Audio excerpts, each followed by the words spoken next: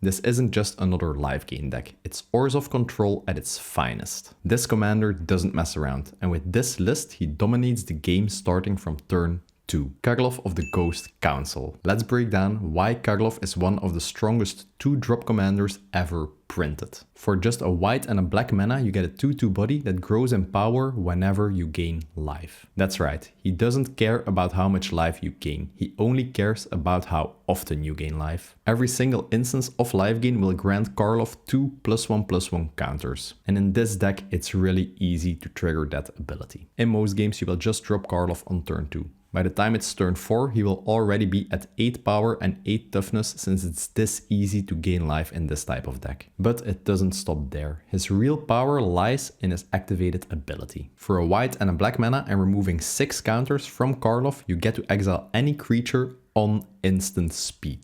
You don't have to tap him for this, there's no once per turn restriction, it's just pure, flexible, repeatable removal. Karlov is your threat, your control engine, and your win condition. And you get all of this in a 2 mana commander.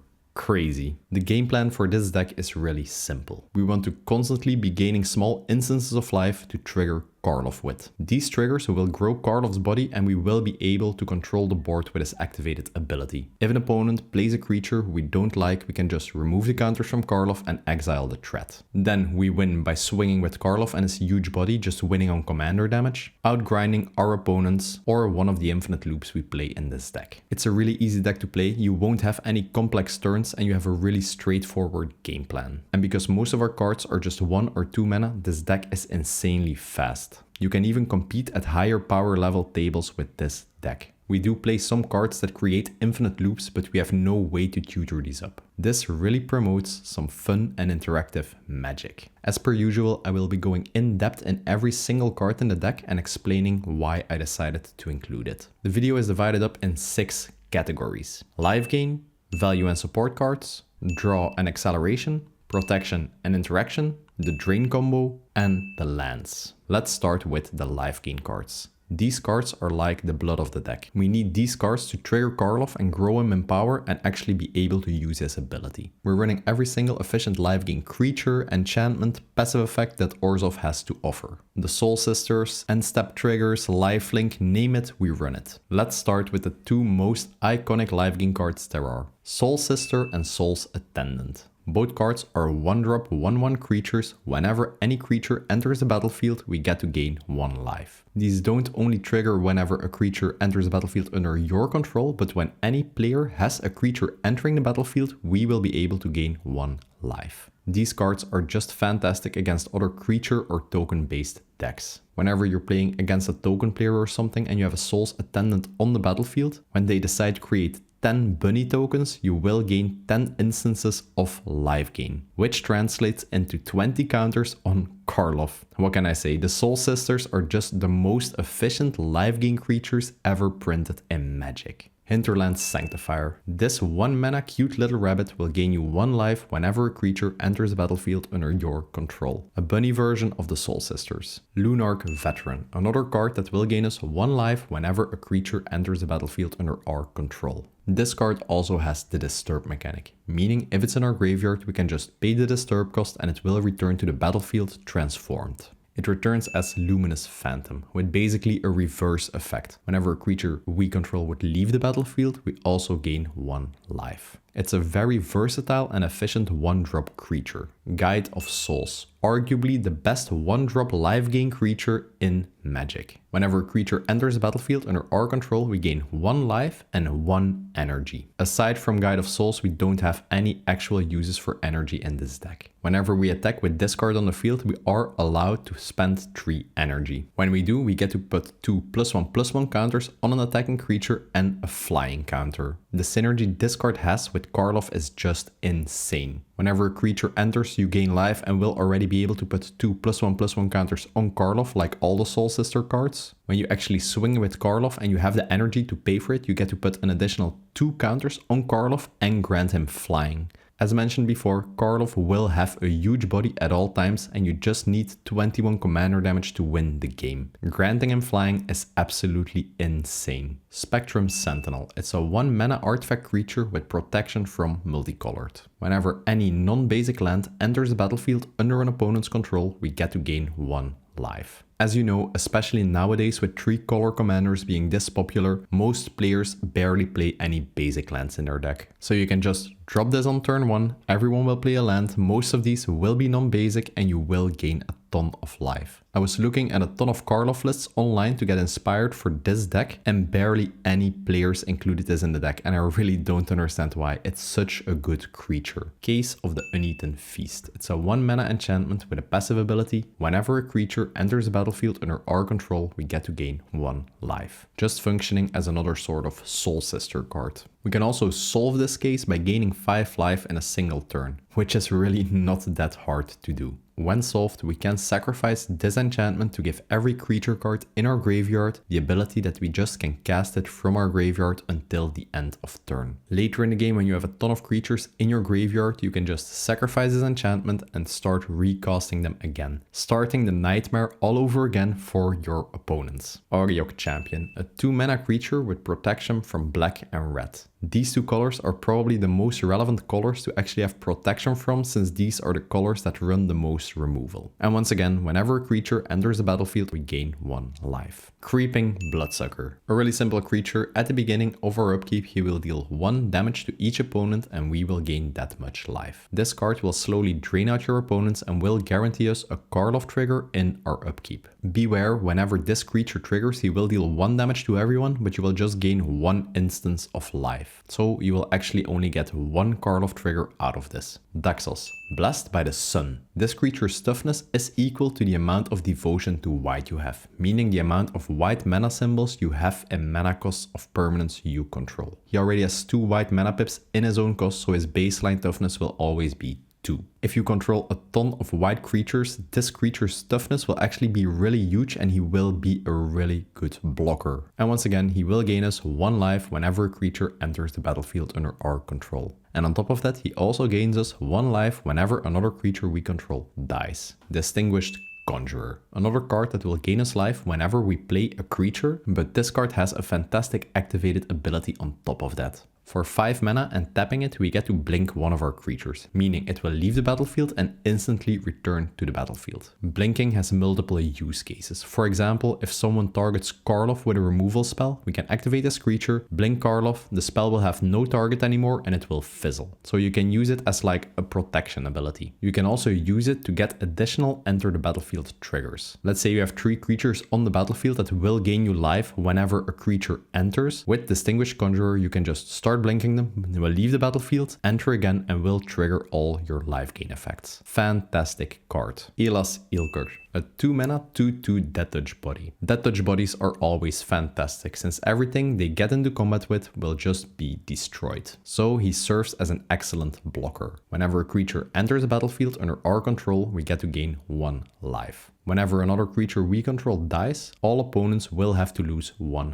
life. These abilities are just crazy in a grindy deck like this. He will slowly gain us life, he will slowly make our opponents lose life. We really play a ton of creatures, so the life loss on our creatures dying is actually really relevant. Impassioned Orator. Nothing really special, just another 2 mana creature that will gain us life whenever we play a creature. Same story, Life Creed Duo. Another Soul Sisters card, but this time with flying. Suture Priest. I just want to mention I am absolutely in love with the art on this card. It gains us life whenever one of our creatures enters the battlefield, and on top of that, whenever a creature enters the battlefield under an opponent's control, that opponent will lose 1 life. This card is a token player's absolute worst nightmare. You want to activate your Krenko and create 50 goblins? Sure, go ahead, it will only cost you 50 life. And the last card in the life gain section is Abiding Grace. It's a 3 mana enchantment, and at the beginning of every one of our end steps we get to choose one of 2 options. We can just gain 1 life, guaranteeing us a Karlov trigger at the end of our turn. or we can return a creature card with mana value 1 or less from our graveyard to the battlefield. As you just saw before in this section, we play a ton of 1-drops which at some point will die.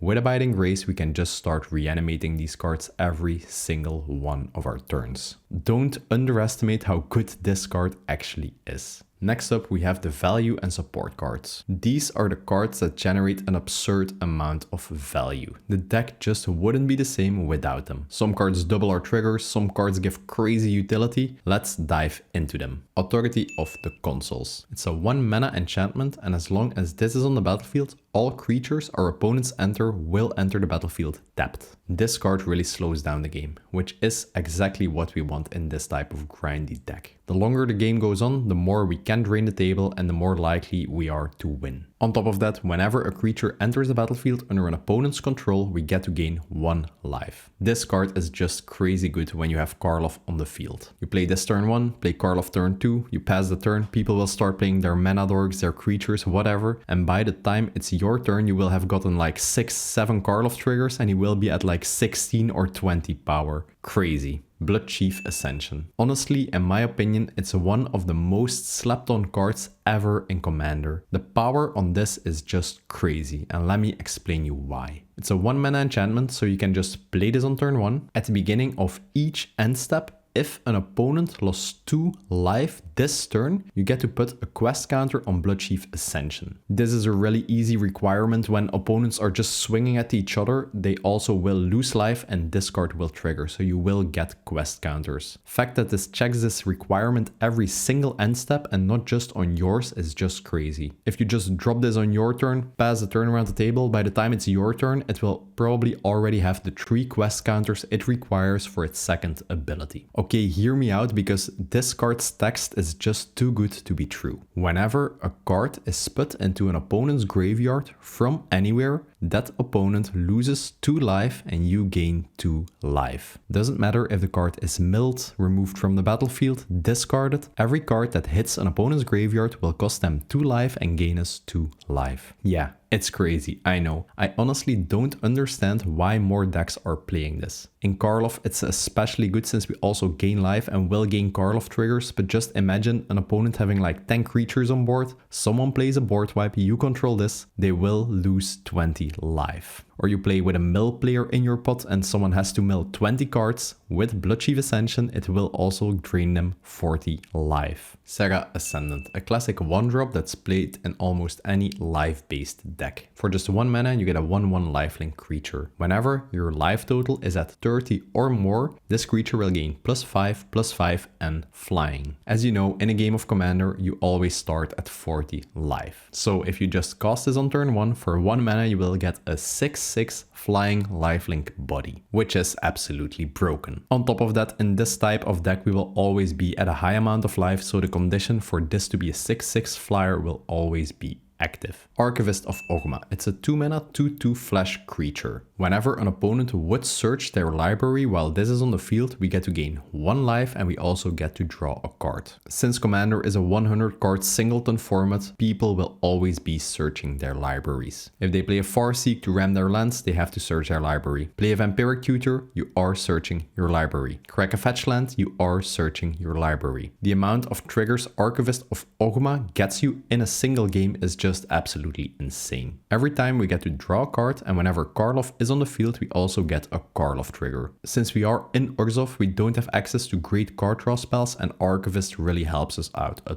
ton. If, for example, someone is playing a tutor, you can also just in response flash this creature in to get the trigger, and opponents will never see it coming. Blind Obedience, another sort of stacks card. It's a 2 mana enchantment, and every creature and artifact our opponents control will enter the battlefield tapped. This is a really annoying card to play against, especially the artifacts entering tapped part of this card. When your opponents play any sort of a mana rock, it will enter tapped and they won't be able to use it instantly. If they play some combos that rely on treasure tokens, they will also not be able to use it, since all of the treasures will enter tapped. It also has the extort mechanic, meaning whenever we cast a spell, we can pay 1 black or 1 white mana, and every opponent will lose 1 life and we will gain that much life. In multiplayer formats like Commander, extort is absolutely crazy, since we will always be dealing 1 to every single opponent and we will always be gaining 3 life in the process. Extort is just another awesome way to drain the entire table at once and gain you a ton of life. Sorin of House Markov, one of my favorite cards in the Modern Horizons 3 set. When you cast this for 2 mana, you get a 1/4 lifelink body, and he also has the Extort mechanic. This already is a really solid body and a creature we can play in the deck. At the beginning of our second main phase, if we gained 3 or more life this turn, we can flip Sorin to his Planeswalker side.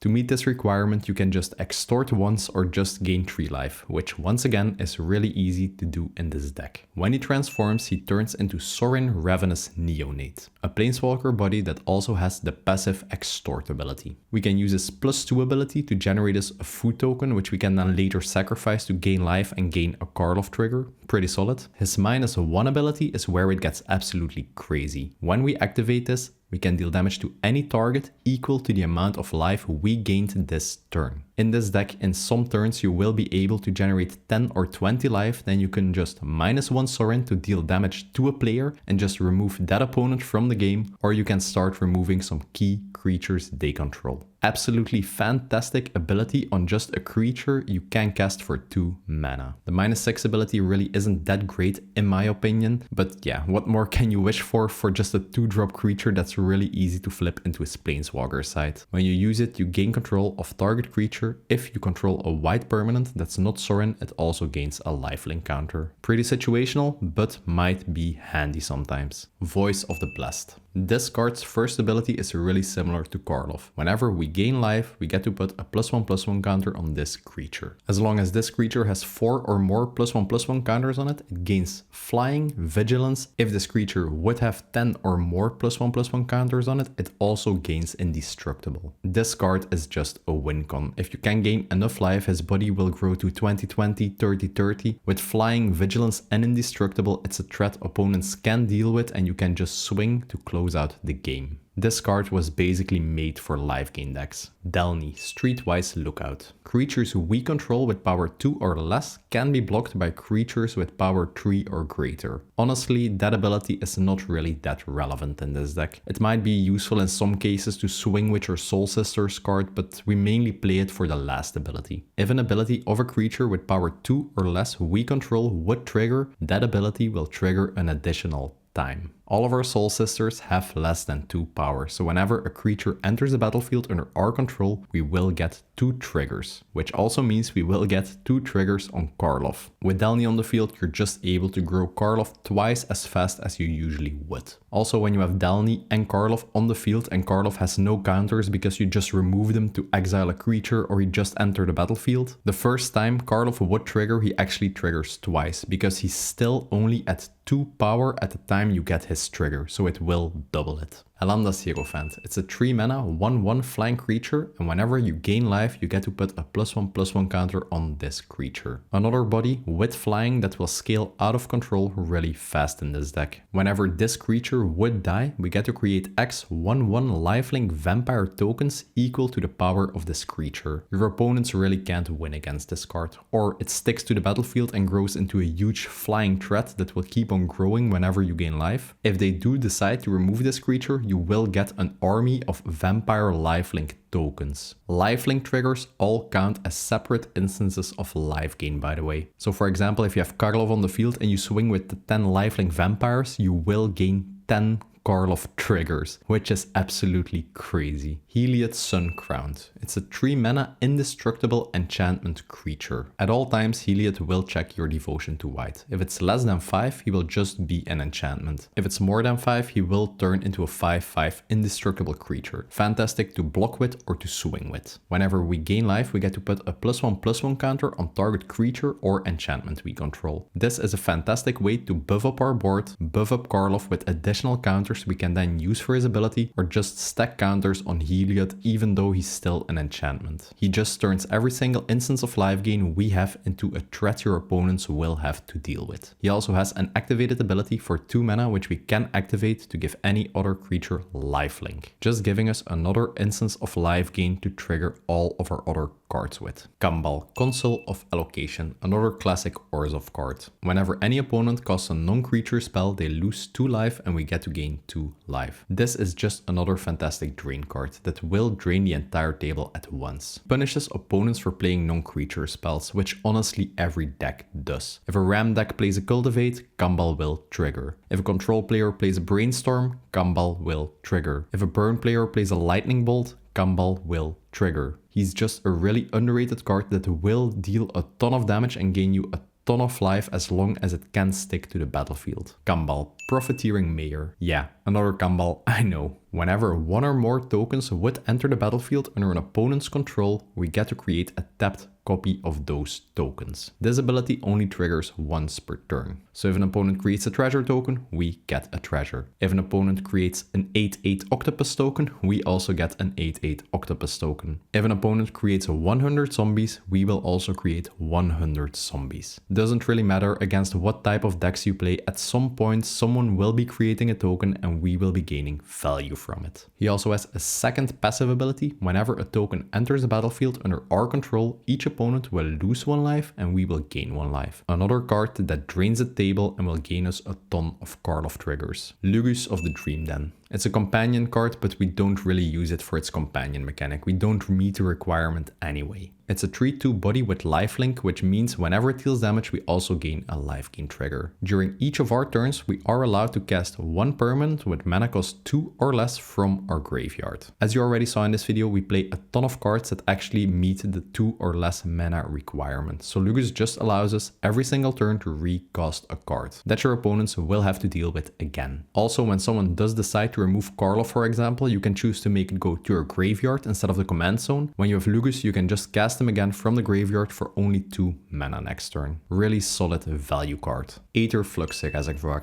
A really dumb card in a life gain deck. It's a 4 mana artifact. Whenever we cast a spell, we get to gain 1 life for each spell we've cast this turn. So the first spell, you will gain 1 life. Then you will gain 2 life, then you will gain 3 life, and it just keeps adding up, and every spell you cast you will gain more and more and more and more life. Also, every spell you cast will grant you a Karlov trigger. The reason I mentioned this is a dumb card in a life gain deck, it also has an activated ability which we can activate by paying 50 life. And the effect is really simple. You just get to deal 50 damage to any player or any creature. The longer the game goes on, the more life you will have, and just paying 50 life will remove an opponent from the game. This actually turns your life total into a tangible threat for your opponents. If you play this card against a player who has never seen this card before, they will think it's a fake card. Trust me, I've seen some really weird reactions when I played this card and just started pinging opponents out of the game. Would this really be a life gain deck if we didn't play an Ajani Planeswalker? For 4 mana, you get a Planeswalker that enters the battlefield with 5 loyalty, which is really hard to deal with for most decks. The +1 ability is a simple life gain ability, gaining us life for every creature we control and every Planeswalker we control. We are a creature heavy deck, so usually you will be gaining 5 to 7 life out of this. The -2 ability gives us an Ajani Pridemate creature token. It's a 2/2 body. Whenever we gain life, that creature will gain a +1/+1 counter. Ajani's Pridemate is a fantastic creature in a life gain deck. The body will just keep on growing the more life you gain, and these tokens will turn into game-ending threats if not dealt with. You can also use these tokens to protect Ajani with. The main reason why we play this card is a 0 ability. If we have at least 15 more life than our starting life total, so 55 life, we can activate this ability. We exile this Planeswalker and every creature and artifact our opponents control. Yeah,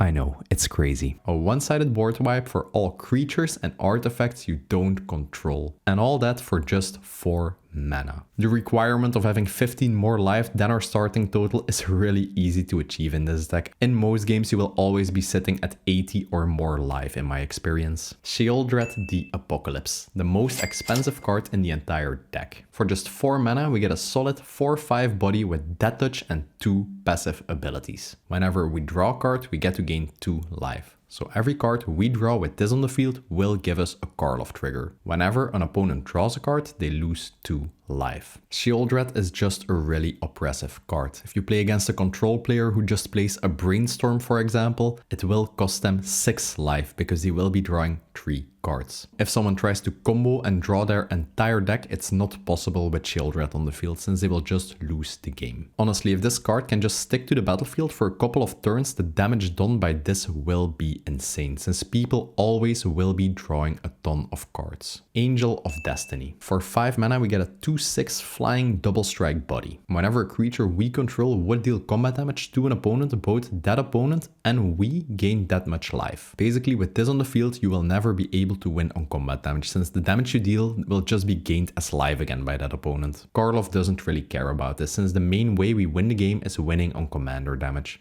Doesn't matter how much life someone has, if they take 21 damage from Karlov they will lose the game to commander damage. At the beginning of our end step, Angel of Destiny will check if we have 15 more life than our starting life total. When we do, and prepare for this, every player that was attacked by Angel of Destiny this turn just loses the game. Absolutely brutal ability. And once again, we will always be at more than 15 of our starting life total. So basically this card just says whenever you attack an opponent with this, at the end step, that opponent will lose the game. Another fantastic game finisher. Archangel of Thun, a 5 mana 3/4 flying lifelink creature. Whenever we gain life, we get to put a +1/+1 counter on every single creature we control. This card will just win you games by itself. For example, you have like 5 Soul Sisters on the battlefield, plus this, you just play 1 creature, you will gain 5 life gain triggers, and every creature you control will gain 5 +1/+1 counters. Also has an insane synergy with Karlov, since Karlov will also gain counters, which you then will be able to use with his ability to just start exiling creatures. If for some reason you can't gain life because you don't have Soul Sisters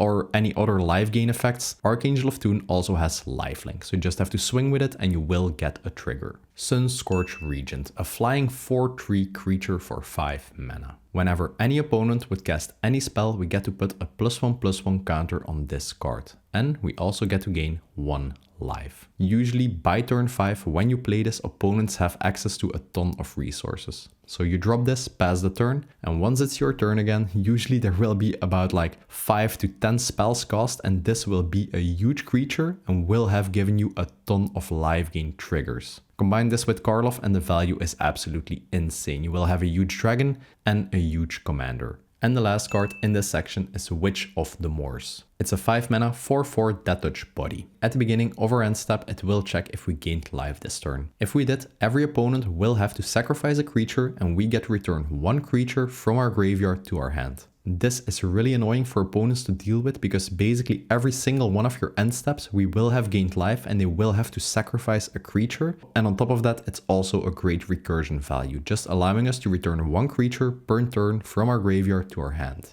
If you love finely tuned commander decks like this one, make sure to hit the like button, hit subscribe and hit the bell notification icon. I upload one of these awesome in-depth deck tech videos every single week, so make sure you don't miss a single one. Next up, we have the draw and acceleration section. Orzhov is really good at removing creatures and controlling the board, but really bad at ramping and drawing cards. That's why we included these cards. Esper Sentinel. Yeah, I know, Panzig is back at it again, playing Esper Sentinel. As long as this card doesn't get banned, I will be playing it in every single white deck. This card is just way too strong. So 1 mana creature, whenever an opponent casts their first non-creature spell in a turn, they have to pay X. X being Esper Sentinel's power. If they don't or they can't, we get to draw a card. If you have Esper Sentinel in your opening hand and you drop it on turn 1, the amount of cards Esper Sentinel will draw you is absolutely insane. In this deck, we even have some ways to grow its power and make people pay even more mana for it. It's like a white version of Heuristic Study, but on a 1-drop creature. Absolutely busted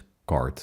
Dawn of New Hope. It's a 2-mana enchantment. Whenever we gain life, we can pay 2 colorless mana. When we do, we get to draw a card. As mentioned before, since we are in Orzhov colors, which is innately bad at drawing cards, we have to play enchantments like this. We will have a ton of life gain triggers, and if we just have the mana open, we can just pay it to draw additional cards, keeping our hand filled. If we activate the ability for 4 mana, we also get to create a 1/1 soldier token with lifelink. Another fantastic way to get additional life gain triggers. Loto, Corrupt, Sheriff. Probably one of the top 5 strongest Orzhov creatures ever printed. Whenever any player casts their second spell in a turn, we lose 1 life and we get to generate a treasure token. Orzhov is really bad at ramping mana, but Loto really solves that problem. If you are able to drop this on turn 2, you can just pass the turn, and by the time it's your turn again, everyone will have cast like some mana rocks or some mana dorks or whatever, and you will usually have 3 additional treasures. So when you untap starting on turn 3, you will have 5 mana. Loto also triggers from any player, not just opponents. So if you play this, follow it up with another card, it's the second spell you cast this turn,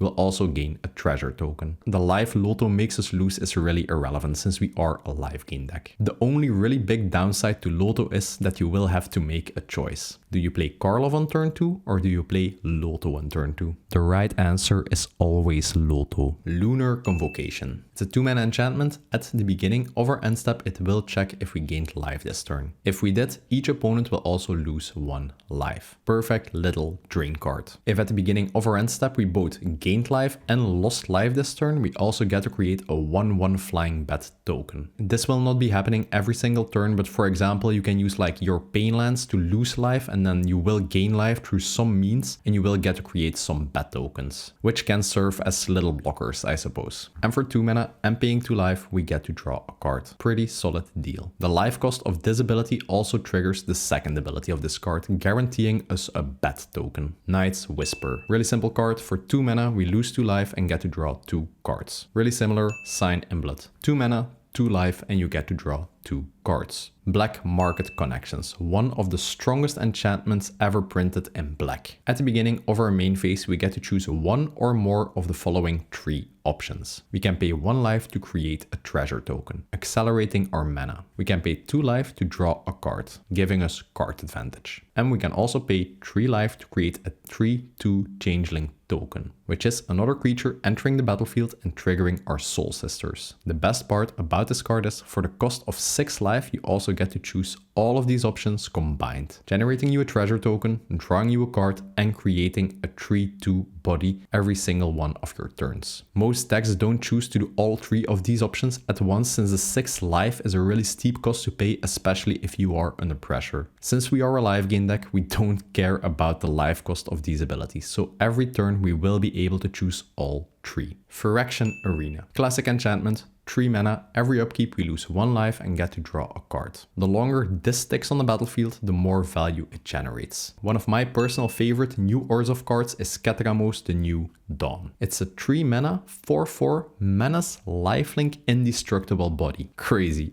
I know, but it does have a downside. Ketramos can't attack or block unless there are 7 or more cards in exile. These cards don't have to be in your exile, so just any player's exile pile combined has to be 7 or more, and then you can swing and block with Ketramos, which is a fantastic body for just 3 mana. The best part though is his last ability. Whenever 1 or more cards are put into exile during our turn, we get to draw a card and lose 1 life. Remember our commander Karlov? Yeah, we will be exiling a ton of creatures with him, and every time we do, we just get to draw an additional card with Ketramos on the field. The value on this is just insane. Now that we're talking about Ketramos, I also did a €75 budget deck with Ketramos as a commander. It also used the Soul Sisters and Lifegain exactly like this deck. So if you're interested in that, make sure to check that video out. I will link it in the description below. The Gaffer. It's a 3 mana creature that at the beginning of each end step will check if we gain 3 or more life. If we did, we get to draw a card. This card reads: each end step. So we can gain life during our turn, the Gaffer will trigger. We can gain 3 life during an opponent's turn, the Gaffer will trigger again. So if you can just gain life during each player's turn, the Gaffer will draw you an insane amount of cards. Timna the Weaver, a well-known Orzhov partner commander card. It's a 3 mana 2/2 lifelink body with an insane ability that can draw us a ton of cards. At the beginning of our second main phase, we can pay X life, where X is the number of opponents that were dealt damage this turn. When we do, we also get to draw X cards. Since in this deck we play a ton of really small creatures, early on in the game we can just send a 1/1 at every single opponent, and in our second main phase we can pay 3 life to draw 3 cards. Later in the game, if we can give our big creatures flying or protection, we can also just hit combat damage and Timna will draw us cards. Drawing 3 cards per turn with Timna is really likely to happen in this deck. Cosmos Elixir, a 4 mana artifact that's basically made for life gain decks. At the beginning of our end step, it checks if we have more life than our starting life total. If we do, we get to draw a card. If we don't, we just gain 2 life. So this card basically will always do something, or it will draw you cards, or it will gain you life gain triggers. Exemplar of Light, a 4 mana 3/3 flying creature. Whenever we gain life, we get to put a +1/+1 counter on this creature. Once again, another huge body that will keep on growing throughout the game. Whenever we put 1 or more +1/+1 counters on this creature, we also get to draw 1 card. This ability only triggers once per turn. So another awesome late game threat that also functions as a draw engine. And the last card in this section is Mangara the Diplomat, a 4 mana 2/4 lifelink creature, meaning when she attacks or blocks, we also get a life gain trigger due to the lifelink. If an opponent would attack us with 2 or more creatures, we get to draw a card. This will make your opponents think twice about attacking you. This will ensure you are in the game for longer and you have more time to really drain out your opponents. And the best part about this card is whenever an opponent casts their second spell in any turn, we also get to draw a card. Later in the game, almost any player will be casting more than 1 spell during their turns, and you will just be drawing a ton of cards from Mangara. Honestly, Mangara is a really underrated creature. She grants you access to really solid card draw in white, which is a really bad color at drawing cards. If you want to support the channel and become a part of the fastest growing Magic community there is,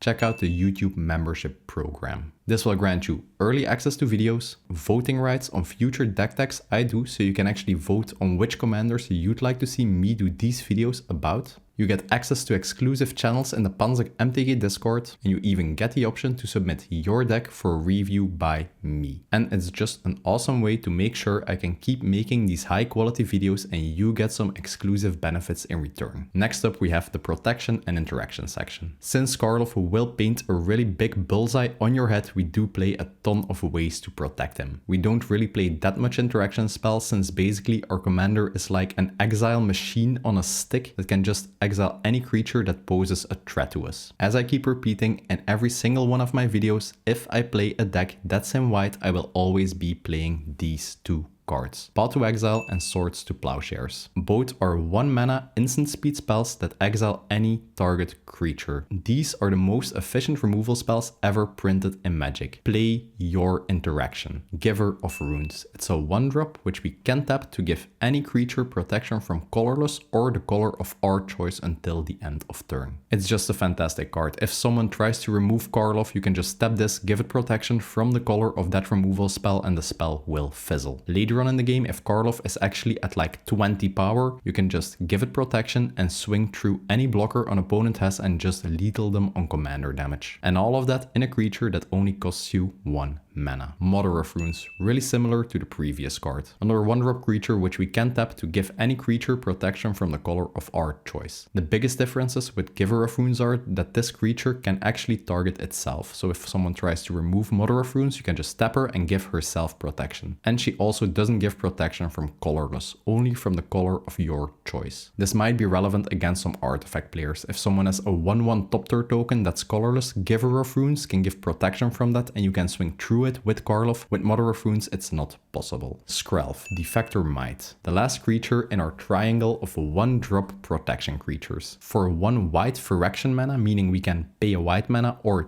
2 life for this ability, we can give target creature hexproof and unblockable from the color we choose. It also gains Toxic 1, but the Toxic 1 is irrelevant. You will never win on this in this type of deck. It's basically just another variant of Mother of Runes, but this time on like a weird Phyrexian little might artifact body. Damn. For 2 black mana, we get to destroy target creature and it can be regenerated, acting as a really solid 2 mana spot removal spell. We can also play it using the overload cost. For a total of 6 mana, this will be a board wipe, destroying every creature on the board and making sure they can be regenerated. It's the only board wipe we play in the deck, since we don't really want to be playing board wipes since we are a creature based deck ourselves. That being said, in some cases you just have to reset the board. If you get behind, a well-timed dam can just turn the tides of battle. Despark. For 2 mana, we get to exile any non-land permanent with mana cost 4 or greater. We mainly play this since Karlov only gives us a way to deal with creatures, and this card also allows us to deal with planeswalkers, enchantments, artifacts, for exactly the same reasons we play Exorcise. For 2 mana, on instant speed, we get to exile target artifact, enchantment or creature with power 4 or greater. Really efficient card. Talking about efficiency, Anguished Unmaking. 3 mana, 3 life, and we get to exile any non-land permanent. Honestly, one of the best removal spells ever printed. Flawless Maneuver. I will keep repeating this in every single video I make. Every card that costs 0 whenever you control your commander is absolutely broken and should be banned in the format, in my opinion. That being said, it's just way too good not to play it. For 3 mana, we can give every creature we control indestructible until the end of turn. A really solid spell, especially if you know an opponent is setting up for a board wipe. If we control Karlov, which we will do in 90% of the time since he is the engine of our deck, we can even cast this for 0 mana, which is absolutely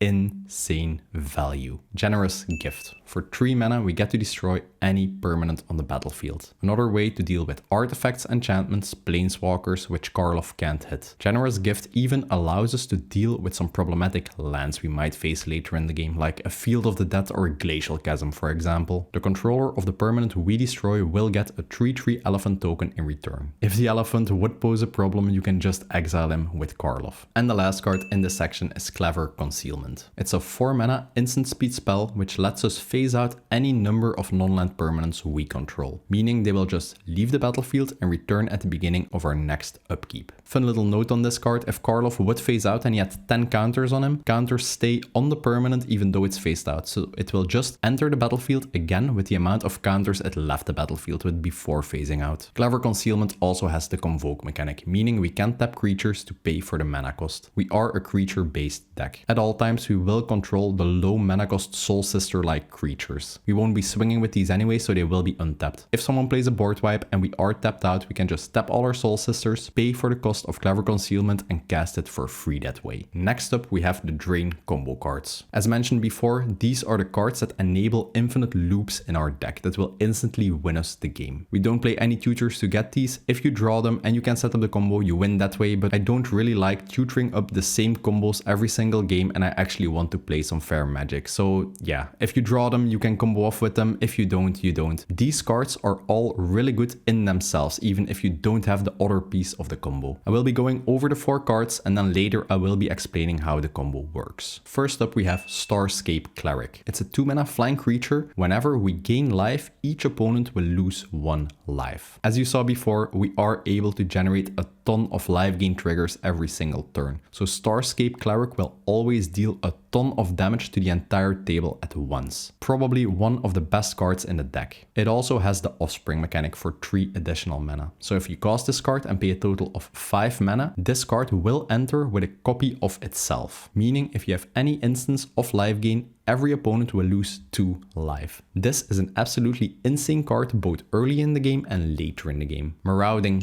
Blight Priest. Same effect, whenever we gain life, each opponent will lose 1 life. The value on these type of cards is already really good, even if you use them outside of the combo. Bloodthirsty Conqueror, one of the newer cards we got in the recent Foundation set. It's a 5 mana, 5/5 flying Death Touch body, which is already really good in itself. Whenever an opponent would lose life, we gain that much life. This allows us to gain even more life gain triggers. And basically, Bloodthirsty Conqueror, but on an enchantment, is the classic card Exquisite Blood. Same effect, whenever an opponent loses life, we gain that much life. The combo loop in this deck is really simple. You will need one of the following 2 cards, being Starscape Cleric or Marauding Blightpriest. Then you will also need one of the following cards, Bloodthirsty Conqueror or Exquisite Blood. And the last requirement for the combo is you need 1 point of life gain for yourself, or you have to make one opponent lose 1 life to get the loop going. Let's say you have Marauding Blightpriest and Exquisite Blood on the battlefield, then you gain 1 life through any source, doesn't really matter. Marauding Blightpriest will trigger, and each opponent will lose 1 life. This will trigger Exquisite Blood, making you gain 1 life. This in turn will trigger the Blightpriest again, making everyone lose life, will trigger Exquisite Blood again. Yeah, that's the loop you create. It's a classic well-known Orzhov combo to really close out games with only using 2 cards. Last up we have the land section. I didn't spare any expenses on the mana base, so it is quite expensive. That being said, you can also play this on a lower cost. Just remove some of the expensive lands and add some more basics. We only play 2 colors and this deck is not that color intensive. I'll start with talking about the lands that actually have some utility in this deck. Bojukaboch, the only land we play that enters stepped. Whenever it enters, we get to exile target player's graveyard. An absolute nightmare for reanimation players and spellslinger players. Play your grave hate, people. Castle Locthwain. It enters the battlefield tapped unless we control a swamp. For 3 mana we get to draw a card. Then we lose life equal to the number of cards in our hand. We're a life gain deck, we don't care about the life total, it's just a land that allows us to draw cards later in the game if we really need it. Eiganjo, Seat of the Empire. It's a legendary land that enters untapped and we can just tap it for a white mana. It also has the channel ability. For 3 mana we can activate this ability, discard Eiganjo and deal 4 damage to target attacking or blocking creature, acting as a really solid removal on a land. The ability costs 1 mana less for every legendary creature we control. 90% of the time we will control Karlov and this ability will only cost you 2 mana. A channel ability can be countered since it is an activated ability, so that makes it even better. Takenuma, the black channel land. Once again, enters the battlefield, we can just tap it for black, so no downsides. When we do channel it, we get to mill 3 cards. Then we can return a creature or a planeswalker from our graveyard to our hand. This is just a fantastic recursion piece later in the game. If for example a really big creature you really need is in your graveyard, we barely have any ways to return it to our hand in this deck. Takenuma solves that problem. Minas Tirith. It's a land that enters untapped if we control a legendary creature. Starting from turn 2, we will always control Karlov, so this land will enter untapped most of the time. For 2 mana and tapping it, we can draw a card. We can only activate this if we attacked with 2 or more creatures this turn. Later in the game, if you don't need the Soul Sisters anymore, you can just start swinging with them to trigger Minas Tirith and actually getting some card advantage from it. It's just a fantastic land and I don't see a reason not to play this, even though we can't trigger the attacking with 2 creatures ability easily in this deck. Plaza of Heroes. It's a land that we can just tap for a colorless mana. We can also tap it for a mana of any color. We can only spend that mana to cast a legendary spell. We can also tap it to add 1 color amongst legendary permanents we control to our mana pool. So if we control Karlov, this taps for both white and black. Excellent color fixing. And the best part about this land, for 3 mana, tapping and sacrificing it, we can give target legendary creature we control hexproof and indestructible until the end of turn. Another fantastic way to protect Karlov. Plaza of Heroes is really excellent at fixing our colors and protecting our commander. Seraph Sanctuary. Whenever this land enters the battlefield, we get to gain 1 life. This means this land will just give us a Karlov trigger for just playing it. Whenever an angel enters the battlefield under our control, we will also gain 1 life. We do play a few angels in this deck, so this might translate to extra Karlov triggers. Shizo. That's Storehouse. A really old school legendary land that taps for 1 black mana. If we invest 1 mana into it, tap it, we can give legendary creature we control fear until the end of turn. Fear means that the creature can only be blocked by black or artifact creatures. If you play against a player that doesn't play black, you can just use Shizo on Karlov and making essentially unblockable, enabling you to swing lethal with commander damage. And again, this land has no downside. Urborg, Tomb of Yawgmoth. This land will turn every land on the battlefield into a swamp in addition to its other types. This mainly helps with color fixing. Every plains you have will also be able to be tapped for black. It's a really expensive land, you really don't need this. This would be the first land I cut from the deck since it's this expensive and has such a little upside. That being said, it makes your deck like 0.000 0.001% more consistent. Vault of the Archangel, another land that taps for colorless mana. We can invest 4 mana into it, tap it, and all our creatures will gain Death Touch and lifelink until the end of turn. If you attack with all your creatures, you can just activate Vault of the Archangel, and every single instance of lifelink does count toward 1 Karlov trigger. So if you swing with 5 creatures, give all of them lifelink, you will get 5 Karlov triggers. Usually opponents forget you have this land lying around, so if they swing into you, you can just declare blockers, give everything Death Touch, and you will win any trade. Fel the Profane, an MDFC land. For 4 mana on instant speed, we get to destroy target creature or planeswalker, just acting as a solid removal spell if we can't rely on Karlov. And the backside is just a land that taps for 1 black mana. If we pay 3 life, it even enters untapped. There's no downside to playing this, especially since we don't care about the life costs in this deck. And the last utility land is Witch Enchanter. It's a 4 mana 2/2 creature. Whenever it enters the battlefield, we get to destroy target artifact and enchantment. Since Karlov doesn't give us a way to deal with artifacts or enchantments, only with creatures, this is a fantastic addition to the deck. The backside just taps for white. If we pay 3 life, it even enters untapped, so no downsides to playing this. And for the regular lands, we play a Verge land, a Flip land,